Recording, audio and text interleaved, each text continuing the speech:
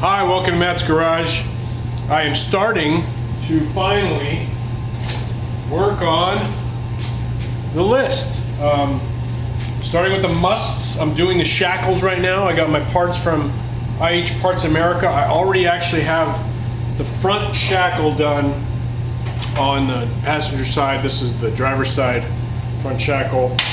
And right now what I'm doing is putting in these spring hangers from CPT. I got these from IH Parts America as well.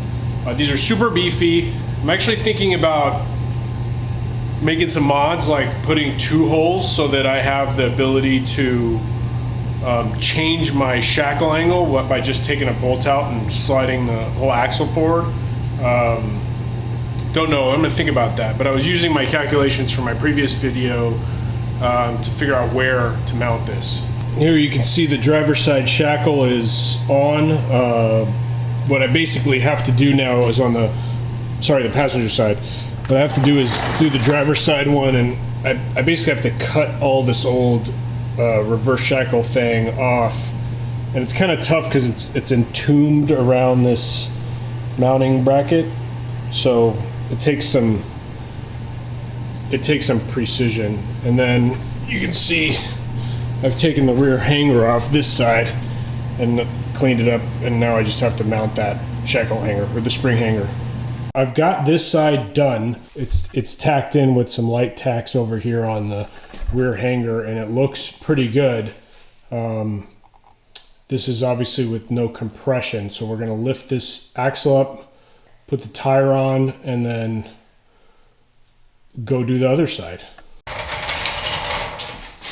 little more. There you go. Now twist it so it's tight again. Remember? There you go. So, nut jacket. More. I can do this.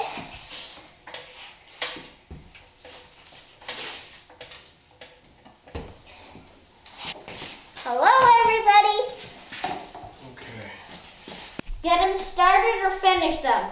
We'll get them all started first, so that they're all running smooth. Well, you gotta make sure it's seated first. Go ahead. Wait, oh, there you go. All right. Okay. Could you help me? You do it. There you go. Is that all? Yeah. This is the side with the same exact spring. This is shackle forward with an angle. Right? And I'm gonna go to this side.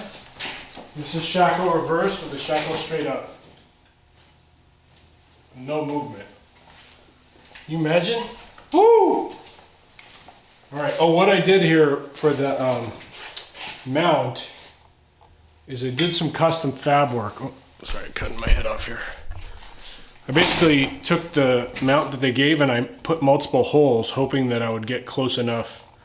But turns out my whole mount is too far forward. Luckily, I just tacked it in, so I need to go in and pull the mount back a little bit. My calculations were a little bit off, so we'll pull it back probably about an inch, and then I'll still have two mounting positions. Anyway, you got anything to say again? No. All right, cool. Let's go to dinner. I can't tell you how happy I am to have a suspension that actually flexes. Like, my goodness, it's too much right now, but we'll get it fixed. And it also is making the Scout lower, which is what I want. And I didn't talk about this on my wish list, but I want the Scout to sit about 2 inches lower than it is right now. I want 1 inch of that to come out of this suspension effort, and I want another inch to come out of the body lift. And then I think it just will have a little more squat stance.